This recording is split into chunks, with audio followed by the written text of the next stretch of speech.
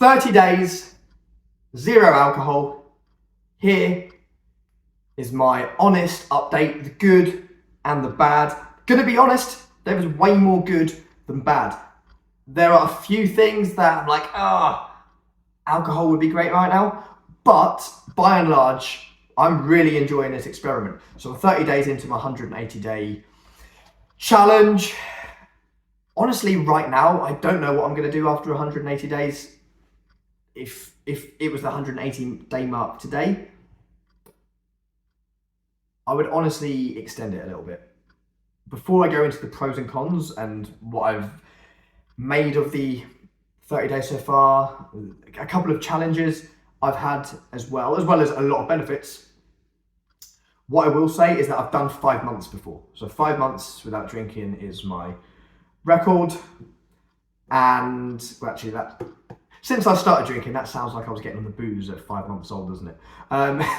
In my adult life, 5 months is my record without drinking. And after the 4-month mark, I then started missing alcohol a bit. Not necessarily the alcohol, but the buzz it would give me. So I'm interested to see what's going to happen this time, because right now it is following a similar pattern as to before. And that pattern is, and this is a pattern that a lot of people who stop drinking, even if just like me, you were just drinking once or twice a week, but having fairly big sessions. So the pattern would often go the first 2 to 3 weeks. And the first time it was 3 weeks that I did 5 months without drinking. This time it was just 2 weeks, to be fair, where you would feel a bit grey. Everything would feel a little bit flat. You'd go out and you'd be like, I see that Heineken on tap, kind of want it. And having a laugh without alcohol, I mean, you could still do it because it's not like I was a full-on drinking every day kind of person. I'll still have a real laugh sober. But when you go and do things like go to the football, for example, that I would associate with drinking alcohol, when you do that sober at first, it feels a little bit strange because you're in a place where normally everything's heightened because of the booze, and now you don't have that clutch to fall back on, essentially. Same with dates as well. Pretty much all dates will rely on alcohol to some extent. Certainly the ones I went on and that I think most people go on, even if it's just 1 or 2 drinks, there's alcohol involved. So going on dates sober has been different in good and bad ways. I would say that's maybe been one of the challenges that I'm going to go into in a bit. And one of the times where I'm like, I'd quite like a drink here. But there have been pros as well to going on dates without alcohol, for sure. So let me go into some of the pros. And the first pro is I have so much more energy. Like, got a decaf here. And I'm having a couple of, 2 to 3 coffees a day at the minute. And I'm kind of maybe turning to coffee to replace my alcohol love, which is certainly not a bad thing. But I'm trying to limit it to 2 to 3 because I just have a fair amount of energy, and I've just had my first actual coffee of the day, and it's nearly midday, and I haven't been lacking energy. I also didn't sleep well last night because I went to the football last night, and it was a really good game, good atmosphere, and I struggled to switch off. I think that's probably my ADHD. So I didn't get to sleep until about 1:30 in the morning, and then I woke up naturally at 6:30-ish.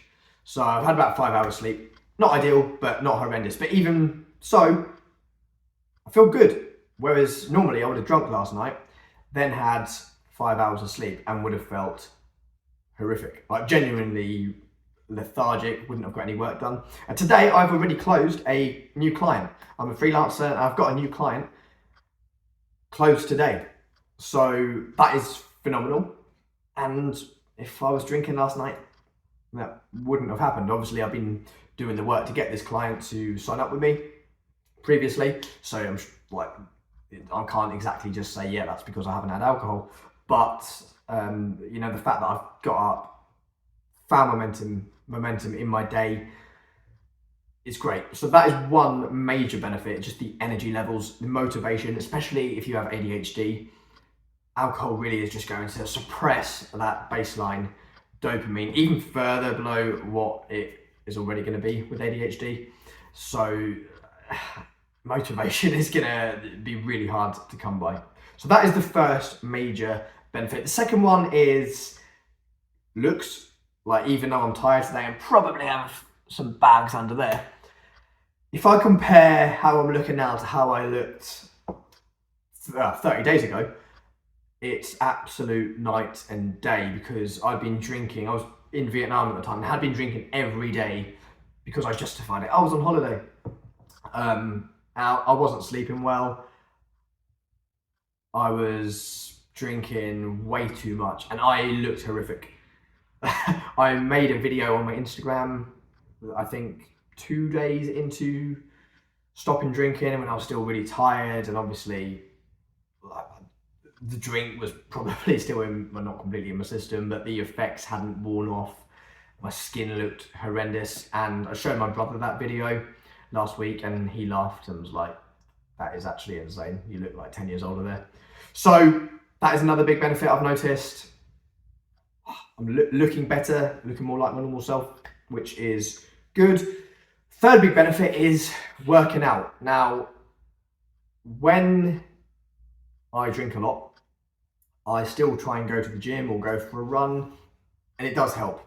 But what I've noticed completely sober, and what I noticed last time in that 5-month stint sober, was that it's just so much easier, whether it's a mental thing or a physical thing, to push yourself if you're lifting, just to squeeze a last couple of reps out. And because you want to, when you're hungover, whether it's a physical hangover or a mental come down, it's just easy to go and do the bare minimum, or to not even bother showing up, or to be like, I don't have to go the next couple of days. As long as I go 2 or 3 days this week, that's fine, I can tick over.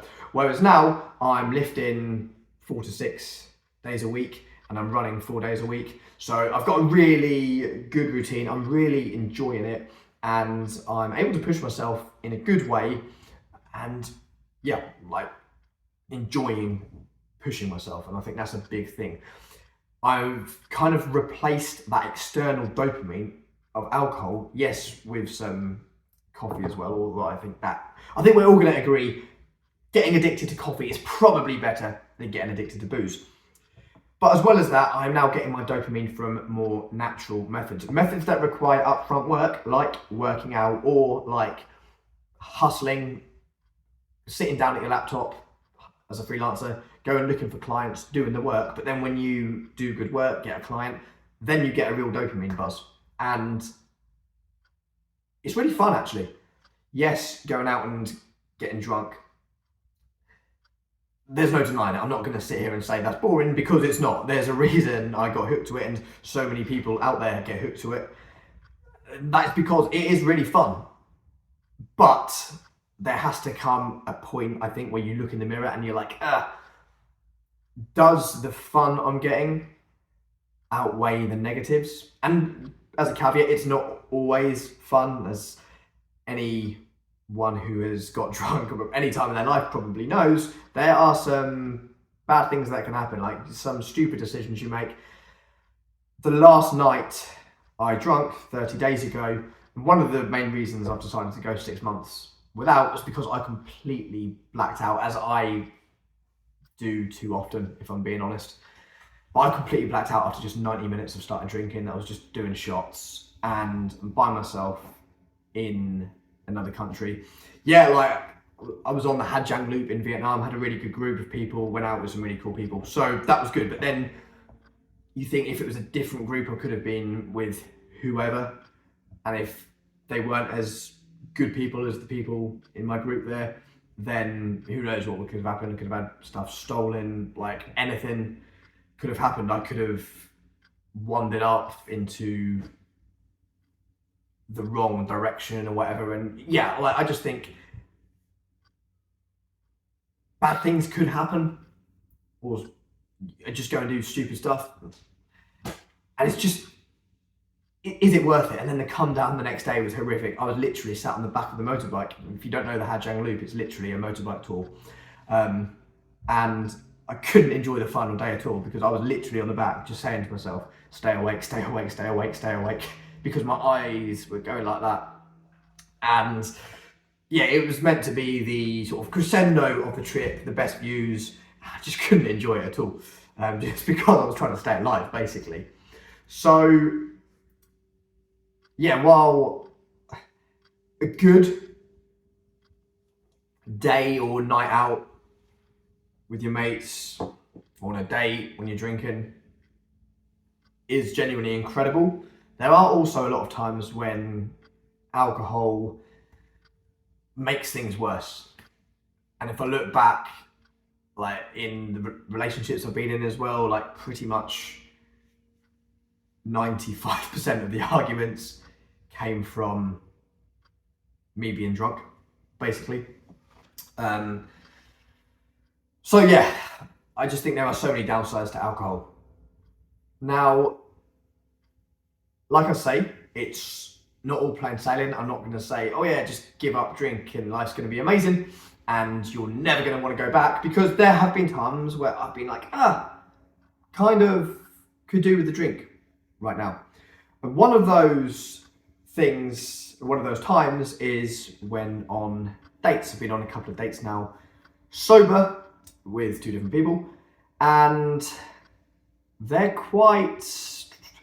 interesting experiences, because I think that, well, the last sober date I went on was actually my first date with my ex-girlfriend, and obviously that ended well. But before that, I hadn't been on many sober dates. They pretty much all revolved around alcohol, and since then I haven't been on one date that hasn't revolved around alcohol. So you then have to ask yourself the question, do I really like you? Is there a spark here, or is the alcohol making that spark? And there have been a few times where I've gone on first dates where it was brilliant and I'm like, oh, I really like this person, and then the second date, just when you drink maybe less than you did on the first date, it just doesn't quite click again, and then it's like, okay, it probably was the alcohol. So going on sober dates has been interesting, but I'm still at the stage now where going out sober kind of feels a bit raw. You feel more vulnerable because your brain is it has barriers up, basically, which obviously alcohol lowers your inhibition. So this will come because I was always like this, like a decade ago. In fact, before my previous relationship, I felt confident all the time with women.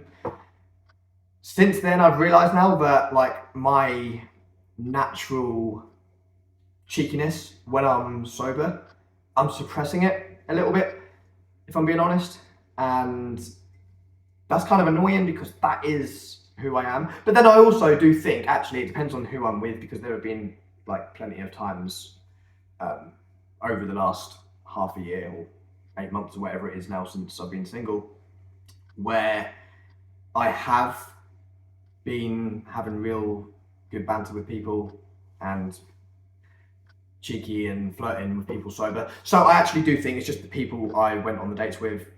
They were really like nice people, and I think they both probably felt the same way towards me, but there just wasn't a spark there. So I think that going forward, as my brain starts to recalibrate itself basically and stops completely relying on alcohol, which will probably come within the next 30 days, that will be fine, along with the fact that I think if it is someone you click with, pretty soon, and just being cheeky and a few flirty comments come naturally, rather than kind of talking as friends, if that makes sense.